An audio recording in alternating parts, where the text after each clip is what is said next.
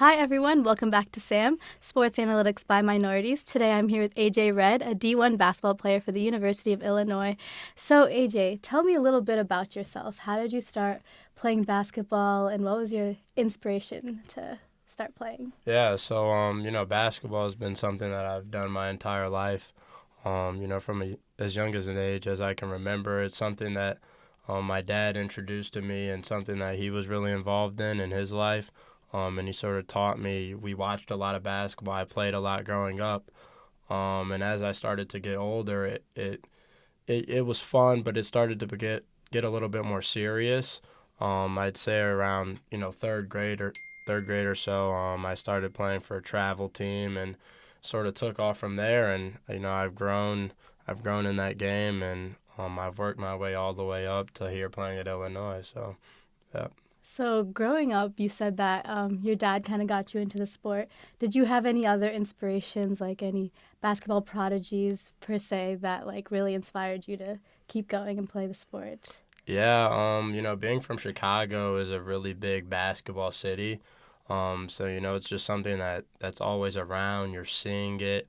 There's lots of different parks and playgrounds. My dad had me involved in the sport at that young age. His favorite player is actually Magic Johnson. And my dad's family is pretty close with Magic, and got to work with him when he was a little bit younger. So we would always watch Magic Johnson clips, and I can just remember sitting in my basement with my dad, and we'd be watching Magic Johnson all day. So that's sort of a player that, sort of inspired me from a young age, and I guess you could say made me sort of fall in love with the game. Hmm. Yeah, Oh, wow, that's so amazing to hear. I know a lot of people have someone they look up to, and Magic Johnson's such an amazing player. So yeah, looking up to him, you probably were like one day, who knows, one day maybe you'll be in the NBA yourself. yeah, maybe, maybe. So tell me a little bit about any like struggles you faced growing up playing the sport. I know like basketball probably took so much of your time. Do you think it took away from your childhood by any chance, or do you think it really shaped you into the person you are today? Yeah, no, I think it more so shaped me into the person I am today. I tell people this all the time, but I think that I found a really good balance between basketball and my other things that I have going in my life, my school, my social life. Because basketball is such a time-consuming thing, and when you sort of make the decision that that's what you want to dedicate yourself to, it can definitely be a lot. But it's also something that I love to do and I find fun and enjoyment in. So, for me, it wasn't too much of a burden. Like, basketball's taking up so much of my time. I sort of embrace it, and make it a part of who I am. So, So did you yeah. play any other sport besides basketball, or was it just you and basketball since day one? Yeah, so I did. I played a few other sports. So I played baseball for a long time. I played soccer and I played football, and I was able to play all of them sort of at the same time until, as I mentioned, I started playing for this travel team called Swish in third grade, and we were going to different tournaments, playing out of town most weekends, and that's when I sort of had to give up playing some of the other sports that I like to play because it would just all overlap. But I did play other sports growing up. But once I got to that third or fourth grade age, I sort of had to drop the other ones.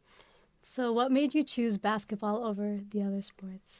Yeah, I think it was the sport that I was best at, and the one that I just had the most fun playing. I'm a sports guy, so my family's pretty diverse in that aspect. My mom played volleyball. My sister, who's a senior in high school, she plays soccer right now, and my dad was actually a football guy. So I don't know. I guess basketball just sort of called my name, and I ran with it. Hmm. Yeah. So did you face any struggles, getting, playing basketball in general? Did you face any injuries that like set you back and kind of like made you rethink your choices if this is what you want to do? Yeah. I never had too many big injuries. Maybe a little bit when I was younger, but I'd say the main struggle that I faced playing basketball was sort of that COVID time period. Um, I was a sophomore at the time when COVID came around that spring, and I was pretty motivated and had set my mind on wanting to play college basketball at the highest level. Um, and with the whole COVID process, it sort of messed up my recruiting. Coaches in different schools that were sort of looking at me, guys in my grade. It really had an impact on us, and we weren't able to, I guess, sort of fulfill our highest potential in terms of that aspect. So it was definitely very hard. My sophomore and junior year, where I guess coaches couldn't necessarily come see you in person, and seasons were getting canceled or shortened, and it was definitely a very hard time period for me personally, as I was like trying to reach my goal of getting to the highest level. So I'd say that's probably the biggest struggle that I've faced so far while playing. Okay, Yeah. so a little background. So I come from an Indian background, and we have this word. It's called Shakti, and basically it means the power within. It's basically what you use to fight against like the hardest times. So like you said, COVID was a very difficult time for you. No. How did you use your Shakti or your power to like keep like pushing yourself even though you saw that these coaches weren't able to see your full potential, and how did you like end up here as a D1 basketball player for the university? Yeah, absolutely. So, I have a pretty unique story on how this ends out, but like I said, my dad was just such a, positive influence in my life, and he would always just encourage me to keep going, keep working hard because, the results will show at the end of the day, and just sort of put my head down and sort of see the bigger picture. So I finished out my high school career. Um, my junior and senior year, I went to St. Ignatius in Chicago, and we ended up being pretty good my senior year. We made it downstate for the first time in school history. And then myself, I had some pretty good personal accolades as well. I was able to score over 1,100 points, become the third all-time leading scorer in my school's history. I lead the school in rebounds, assists, and steals. Um, so those are just a few things. And amongst all of that, I had a few options to go play college basketball, but it wasn't ultimately where I, envisioned myself. So that's where the University of Illinois sort of came in. And I actually, there was a coach, Coach Tim Anderson here, who I had a connection with from Chicago. He's from Chicago, and I reached out to him about potentially walking on to the team here. And their walk-on spots were all taken up. So, I talked with my dad, and the University of Illinois was a place that I really wanted to go to school, regardless of whether I was going to be playing basketball or not. And that's sort of that's a big aspect that my family has always instilled in me is the balance between school and ball. So I sort of put Illinois first in that category, but I actually came on as a manager to start my time here at Illinois, and I sort of set my mind out that one day I'm going to work as hard as I can, and I'm going to make the basketball team, and it ended up happening a little bit sooner than I thought it would here, and it's worked out. So yeah, the plan that I sort of envisioned has come into full fruition, and it's been a great ride so far. So Wow, that's so yeah. amazing to hear. That's like that's super inspiring because, trying to be a walk-on player is not easy for sure. You definitely had to face a lot of difficulties. You probably had some hard days at practice where you're like, is this even going to ever happen? So like Uh, during those moments, how did your like practice schedule look like to get you on the from manager to a player on the team?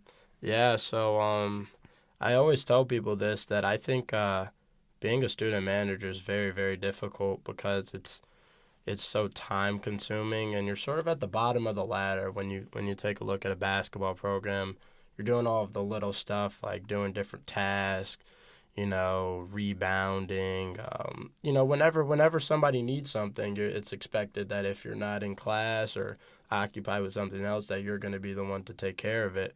So those guys are putting in, they're putting in the most hours in a basketball program. So on top of that, I would take care of my manager responsibilities, and I would come in late at night, and I'd work on my game. One of the other managers, his name is Luca Pina. He would help me.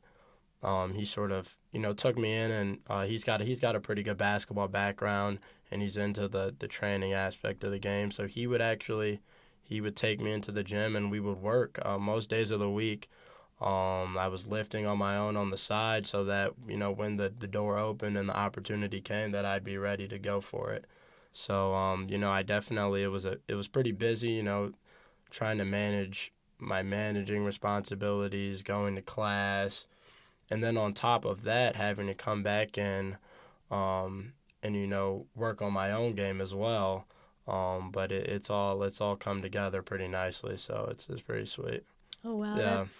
that's very commendable. I can't even imagine putting in all those hours, and having to balance school, like you said, having to balance weightlifting on the side and having to balance like getting better at your game. So, Yeah. what was the moment that like got you on the team? Was it like one day the coach came up to you and was like, "Oh, you're on the team," or was there a tryout process? How did that kind of work? Right. Yeah. No, this is actually a question a lot of people ask me, but one day I it just sort of happened. So there was a few moving parts with our team.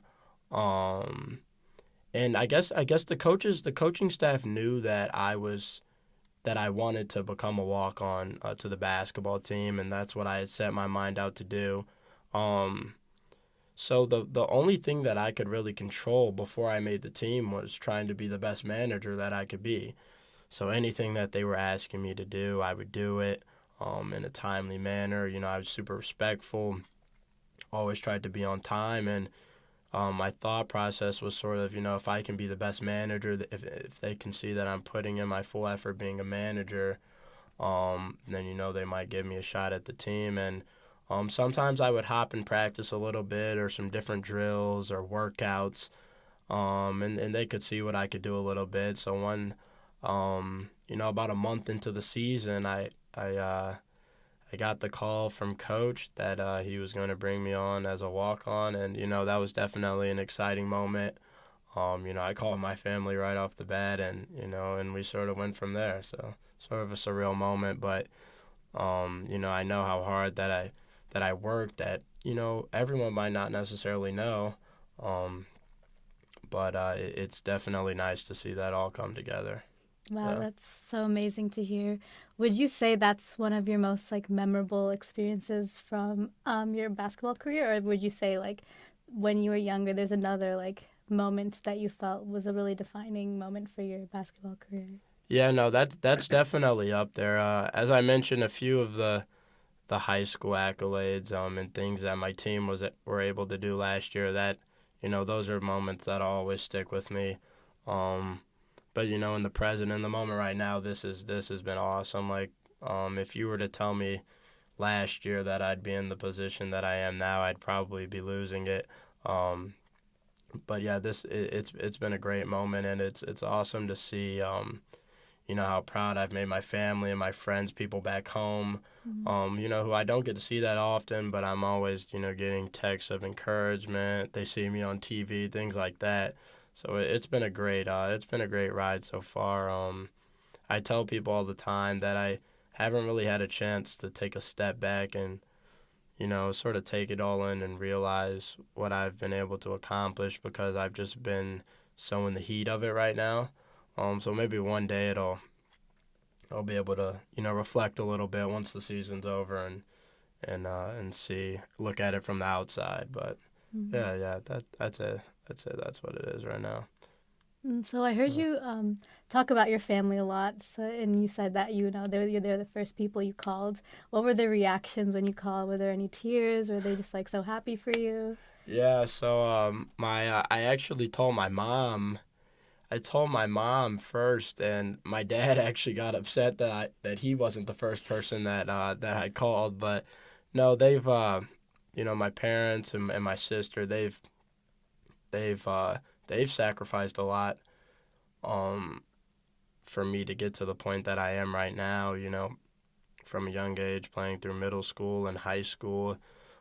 just the time that it takes, and they know how much I love basketball. And it was a big decision for me to come here to Illinois, not knowing what the I guess in destination would be, not knowing what would happen, what position I would be in. I just sort of put my head down, and I was super determined. I bet on myself that if I work hard enough and I believe in myself, this is something that I can do. So, when I gave them that call, they were just so proud of me, and just really happy for whatever the future stores. And my family, even though I'm not playing that much right now as a freshman, and my family still comes to every game, and even my extended family is watching on TV, just happy to see me out there. So it's been great, and their support's something that I would never take for granted.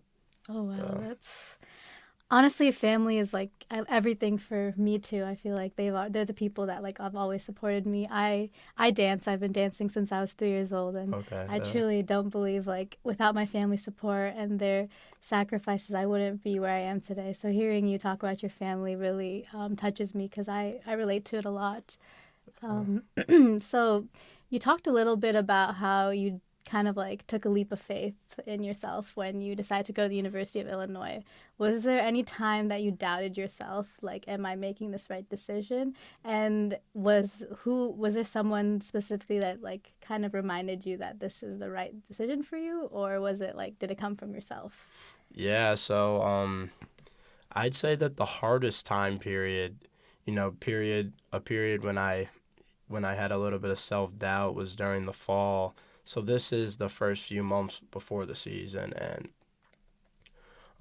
we were waking up at practice was at 6:30, and the managers were required to be there at 5:30 every morning, and we would go through the whole practice, and the managers are doing all the stuff you don't want to do. You're rebounding, you're wiping the court with the towel, you're getting water, things of that nature. And after a couple months of doing that, I sort of thought to myself, like, dang, like, I don't know how much longer I can keep at this, with such an unknown ending position for myself. Um, and then on top of that, I was sacrificing, obviously sleep, waking up that early. My social life was getting cut back, for me to not even be, playing on the court. So that was definitely a very hard time period for me because I knew where I wanted to go, and I wasn't quite where I wanted to be at. But I knew that I had to do the things that I didn't want to do in order to reach my goal. So I kept pushing through. I kept pushing through until the opportunity came, and that's sort of that was my mindset throughout the whole process. But definitely, it was hard at times, because I just had such a drive to get out there. Mm. Yeah. That's amazing to hear because I feel like not everyone realizes how much work like goes behind the scene. Like they see like, oh, you're a manager and now you're a player on the team, but there's definitely Right. so many sacrifices you had to make. And you said that growing up, one of the biggest things your family instilled in you was how to become a good student athlete. So, do you have any tips or how are you able to balance your academics and your basketball as well? Yeah. I sort of think of it like this. A lot of basketball players at this high of a level want to make the NBA, right? Um, but most people don't. It's a small percentage of people who end up playing professional. So the flip side to that is going to school. You're here to get education first off, and that's sort of what I've laid the foundation for myself. So I'm studying business here in Geese, and that's sort of the most important thing that I'm doing here in basketball is secondary, even though it might not seem like that sometimes because of how busy I am doing that.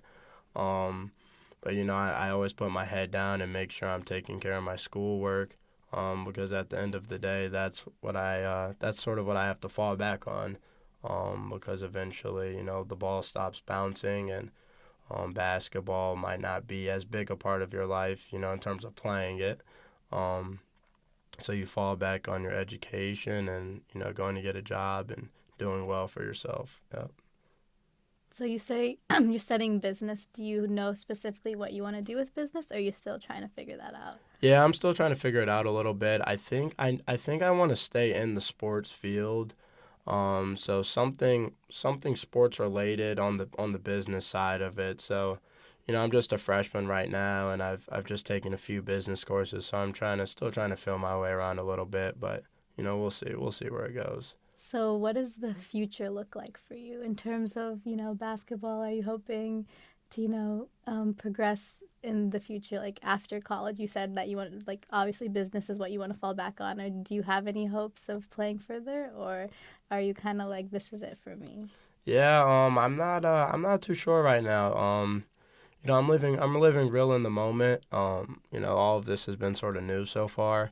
So, my plan right now is to work as hard as I can, um, in college and see how far I can progress on the basketball side of things, and in the classroom as well, and just, see what opportunities might come my way. And I think that's all I can do at this point. And when the future comes, I think I cross that line when it gets there. I think Uh, that's a beautiful thing to talk about because a lot of people sometimes live in the future and they keep thinking about like what's coming next that they forget to actually enjoy what's the actual present moment. And, yeah. I think that's a great thing to tell others about. Like living in the moment is something you'll never get back. So it's really beautiful to hear. You said you have a sister. Do you have any other siblings? No, so my sister Lauren, she's my only sibling.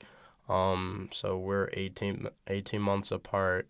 So we've grown up pretty close, our entire lives, and yeah, so it's just me and her. But Are you the oldest then, right? I am the oldest, yeah. So I'm also the oldest child. So sometimes I feel like being the oldest, you have a lot of pressure. You're like the firstborn, you're experiencing everything on your own, and your The little siblings kind of follow in your footsteps. Do you think your sister looks up to you in any way or, follow in your footsteps? I do, yeah. Me and Lauren have a pretty tight relationship. It's actually funny because we used to fight a lot, and my parents would always have to break us up. Normally me being, I guess, an antagonizer a little bit, but over these past few years, we've really developed a pretty tight bond, and she's somebody that I talk to every day almost. Back home, and I'm living in the sort of college experience right now, and she's going to be stepping into that next year. So she looks to me a lot on that front of things, and I try my best to be a good role model for her, and sort of show her what it might be like when she gets to this stage as well. Well, she's very lucky to Yeah, have you as an older brother. I yeah. also have two younger siblings, so I know how it is to like be their role model. Actually, I have a 15-year-old brother and 8-year-old brother, and one of them's super into basketball. But I think Okay. one of the biggest things that holds him back is our height genetics. Like Indians Uh, aren't the tallest. yeah. But he's a point guard, and he really like hopes to make it big one day. So, what Okay. advice would you give to him or other kids that have like obstacles that come in their way? Yeah, I mean, no, if he's I know I'd say this to your brother, and anyone else who might have some obstacles, but I'll use him as an example. So height might be his obstacle. Um, I would tell him to, just sort of focus on yourself and try and block out, the outside noise as much as you can. And it's about your heart more. They say this all the time, but heart over height. And him being smaller and being the point guard position, there's so many other things that he can control, on the basketball front that might not necessarily be from things such as his genetics that he can't control. So how hard he's working, his leadership, stuff like that can take you a long way in this game. And I know guys who are under 6 feet, 5 feet guys. You don't see them a lot in basketball, but sometimes those are the feistiest guys on the court. They're the smartest guys on the court. So that's some advice I would give to him is keep working, and there's other things. Control the things that you can control. That's amazing. Yeah, I feel like you're definitely going to inspire him and, other people yeah, watching. So I really appreciate that. Um, of do you course. do you have any exciting things that are coming up in terms of basketball? I know that you just started becoming a player, and Hmm. the off season, is coming around. What are your plans, during the off season? Yeah, so we're at the most exciting part of the season right now. So actually tomorrow we'll be going to Chicago for the Big Ten tournament. So it'll be really fun. That's something I'm really excited about. I'll have a lot of family there, and I'll get to see them. And then after that, everybody knows about March Madness and how crazy that is. So I'm super excited for our team. I think we have a chance to go really far if we put it together. Um, and we'll see where that goes. And then after that, I have a long off season ahead, and I'm excited for that, and to see how hard I can work and how good I can get. So those are a couple things coming up on the basketball end. So, Uh, what's a normal like training day look like for you? yeah, so in the season it looks a little bit different, but we can take it to the off season. I've never had an off season here at Illinois, um, but last year when I was back home, a typical day I would wake up in the summer. I try to wake up on the earlier end to just sort of instill a little bit of discipline. Um, excuse me, and then just sort of knock it out so you have the rest of the day as well. But I'd typically wake up and I'd set a goal for the amount of shots that I wanted to make each day. So typically I would make about 400 shots a day. And I had a trainer. His name is Coach Jerry, and we wrote out this plan, and I would go make my 400 shots in the morning. Then I would go lift my weights and do my conditioning, and I would rest, and that was sort of a process that I repeated every day. And sometimes you don't necessarily see the results right away, but after you start doing that for a few days straight, a few weeks straight, then that turns into 2 months straight. Over the summer, by the time you get back, you're able to see the progress that you've made. So, obviously that might look a little bit different this off season since I'll be here. I'll be doing my off season at Illinois, but I'm sure the coaches have a good plan in store for that.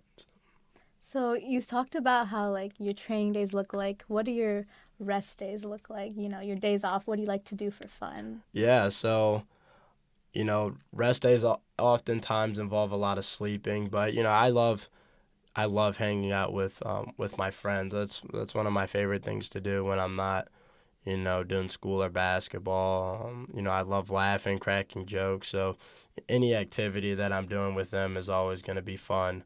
And in the summertime, like stuff like going to the pool or going to people's lake houses, stuff like that. I love doing that. So. Have you gotten really close with the team since you guys are together 24/7, or is it still like since you're a freshman, you still haven't gotten to know everybody yet? Yeah, no, I've gotten close with a lot of guys on the squad, and we spend so much time together that you can't help but start to form some of those relationships. But a few of those guys are my best friends here at school so far, and we do a lot of activities outside of basketball as well. Just hanging out at the apartment or going out sometimes. Just different activities. So yeah, those are the people that I'm spending all my time with. So it's definitely great guys on the team, and we're always cracking jokes and having fun. So it's been really good. Having great bonds with those guys, and then obviously can translate it can translate in great ways onto the court as well when you're playing with your best friend. So Hmm. yeah. So how do you like take like stressful situations? Obviously playing in the game, it's like high pressure and high Yeah. stress. How do you kind of deal with, kind of calming yourself down and like really getting into the zone? Yeah, I think this is probably the most simple answer you could get, but just taking a deep breath sometimes, and in basketball terms, like there's always in the game, you've got coach losing his mind, your assistant coaches are losing their mind, the fans are cheering so loud, you've got people yelling at you, and you just sort of have to take a deep breath sometimes and Try and block out all of the outside noise and, put your head down. All right, I'm going to do this, and you just go for it. So Yeah. before the games, do you like to kind of be by yourself and take a moment for yourself, or do you like to, be by the team and, talk to them to kind of calm you down? Yeah, no, I've always been a be by myself sort of guy. So, even in high school I did this where, I would get my pregame meal and I'd sort of just I'd put my headphones in, I'd listen to my music off to the side.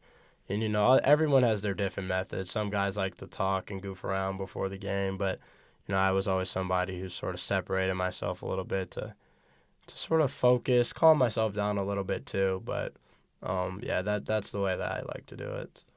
So going off of Yeah. that, do you have any like superstitions you have to do before the game? I know some guys like have to like tap the court 3 times or do something, interesting before the game. Do you have Okay. anything like that? No, yeah. So superstitions is a big thing in the Illinois program. So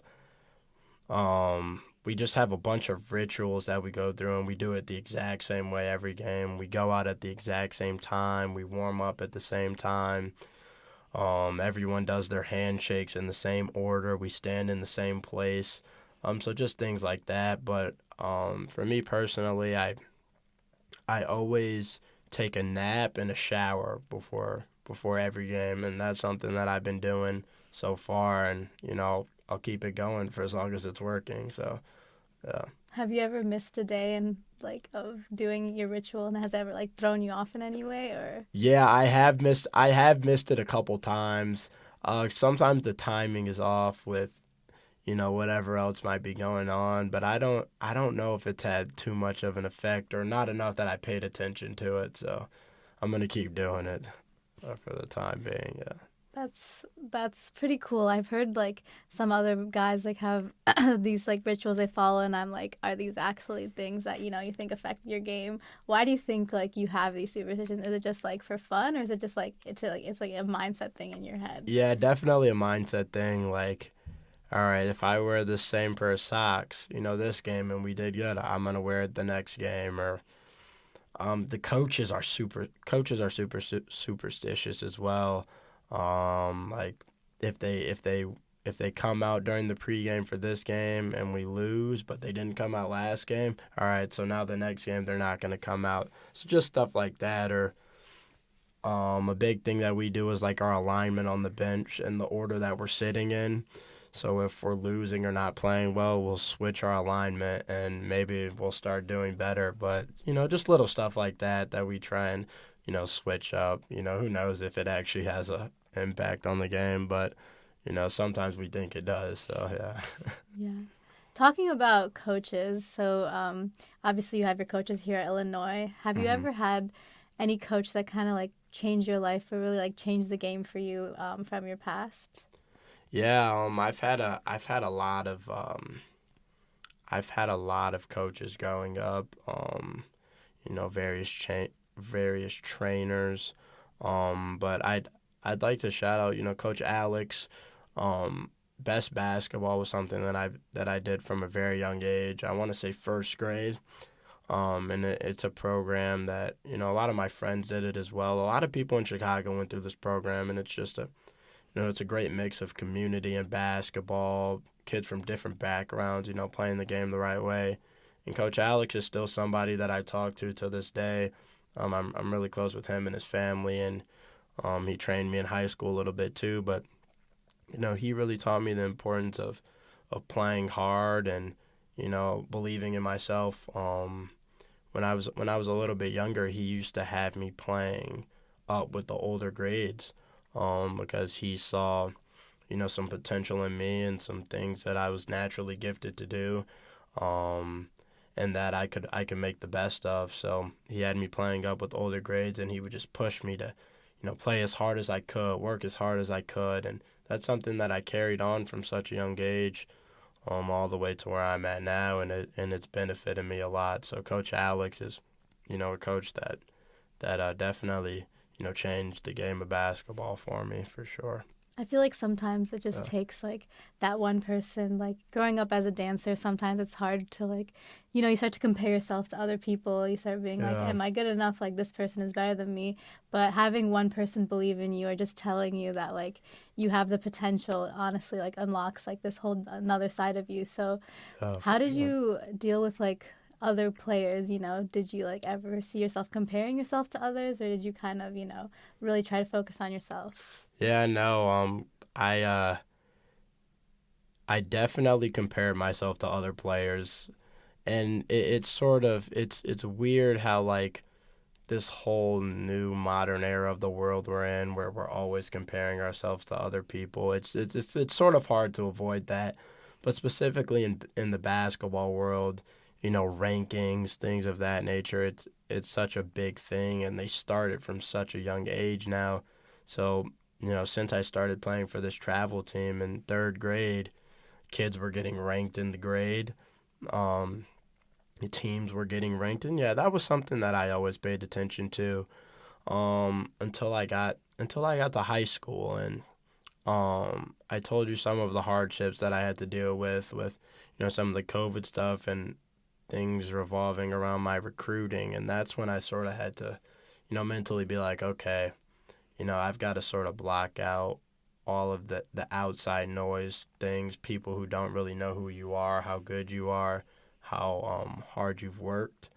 And that's where I sort of, I started to block that out and put my head down, and it benefits you. It benefits you in the long run when you're able to do so. So I do believe in that. Yeah. What advice would you give to the kids that are like comparing themselves to others constantly and like thinking they're not good enough? Yeah. So a big thing that my coaches here say is that you're competing against yourself is the only person that you're competing against, right? So when you come in every day and you're working to get better, you're working to be better than you were as a person, as a player, than you were yesterday. And I think that's when you can see the most progress when you're comparing yourself to yourself, rather than to others. Because that's when I guess you can start to lose focus in that sense. So I'd say tracking your progress is a big thing, but focusing on yourself and your own progression is the best way to go about it.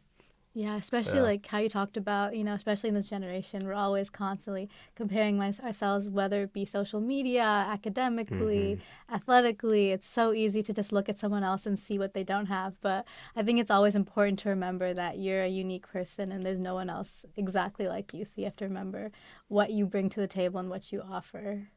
Yeah, exactly. And like you said, it goes for it can translate from basketball to life as well. And anything we're doing, anything you're doing, comparing yourself to others, like you said, in this whole world of social media, everything's on our phones now. You can't help but see what everyone else is doing. So it can definitely be hard at times, but trying to distance yourself from that stuff as much as you can is a good thing. I think back to high school, and they would come out with these rankings and articles on our team all of the time, and Twitter was a big thing. Guys would tweet about you, different um, analysts would tweet about you um, over the course of the season, and I encouraged my teammates. They would talk about it all the time, and I'd just be like, no, like I stopped looking at all that stuff. You know what I mean? It doesn't do our team any good to look at the outside noise and let that creep in. So we all come together. You come together with your teammates, and I think that does you more good. So, Yeah. talking about the outside world, have you ever dealt with haters in your basketball career, and what did you do to kind of like block them out? Yeah. So there were in Chicago there's a lot of basketball opinions, right? And there's guys who evaluate your game and how good they think they a big thing was them doing projections and ranking you in the state. So I was always a guy who made that ranking list. And I wasn't always where I wanted to be or where I thought I should be on that list. And they would project me out on what level they thought I could play at in college, and if it wasn't where I wanted to be at, I would use that as motivation. So if they said that I needed to work on my jump shot, for example, man, my dad and I talk so much about it. All right, I'm gonna put my head down, and I'm gonna go get up those few hundred shots every day this summer, and try and prove them wrong. So that's sort of something that I did in each off season. We talked about that, but each summer I made a goal for myself. I set something out that I wanted to improve on. And, over the course of my career, I've able to see myself progress, and you start to silence those critics and those haters, because they're just biting at things that they think you can do better. So if you learn to embrace it, that can be a good thing as well. So You really yeah, used haters are your motivators and, yeah, really there use you it go. to its full potential. Yeah. So, in the game of basketball, obviously it's a competitive sport. You win some, you lose some. So, how do you deal with those losses? Right. Yeah. So a big thing here at Illinois. We've lost our fair share of games, but we've also won some pretty big ones as well. And I think the best way to look at losses is just a learning experience. So, you look at some things you did well in that game, and then you look at the bad as well, and you self-evaluate, and you see what you can do better going forward. And I think that's the best way to treat your losses, so that you don't make those same mistakes going forward, and you can improve on them as well. So yeah. We touched a little about this earlier about your games and how sometimes obviously it's difficult to continue to keep going when you lose games, right? Yeah. So how do you kind of like get into the right mindset after a loss? Yeah, so I obviously right after the loss, it can be pretty hard. Your emotions are high. You know, you just played a hard game. You gave it your full effort, but you didn't quite come out on top. And I think just taking a step back, right, and get with your teammates, your coaches, talking through things is a big thing. We watch a lot of film here, and just sort of talk through things that we can do better as a team, and how we can be better going forward. And I think having a short mindset is a big thing when playing basketball. Sort of the next play mentality. All right, next time we're gonna be better, and just sort of you're not completely forgetting about it, but you're letting it go, and you're learning from those mistakes. So yeah, I feel like thinking about like having a growth mindset as well is so important, yeah, because I feel like sometimes, like, obviously I have a little 8-year-old brother, and when they're little kids and they lose a game, they're like, oh, this is it, I want to quit. yeah. But thinking about it and being like, okay, I lost, but I see I made this mistake. I see I can improve in this area, can honestly make you a better player. Because if you're always winning, then you never know what you have to work on, right? No, yeah, exactly. And we went through, man, we went through some hard times this year where we've lost multiple games in a row, and our record wasn't what we wanted it to be. We fell out the rankings. We've had a couple guys even leave the program. Some new guys come in. So we faced everything that you could possibly go through, as a team. And I think at the end of the day, it's made us stronger ultimately, and I think it puts us in a position where we can try and accomplish our end goal now, and see how far we can go in the tournament. So Yeah, yeah, that's pretty exciting things coming up soon. yeah, exactly. I really appreciate you taking the time to tell your very inspiring story. Do you have any last things you kind of want to tell the people out there watching, that being inspired by you? Do you have any tips or like kind of words of wisdom for the people? Okay, yeah. I mean, I'd say if you guys were to take anything out of this, it's just to believe in yourself. And that was my main thing. I just had so much self belief, and even during times of doubt, I continued to put my head down, and just sort of see the bigger picture in things. I'd say to get close people around you who also believe in you. You mentioned your family.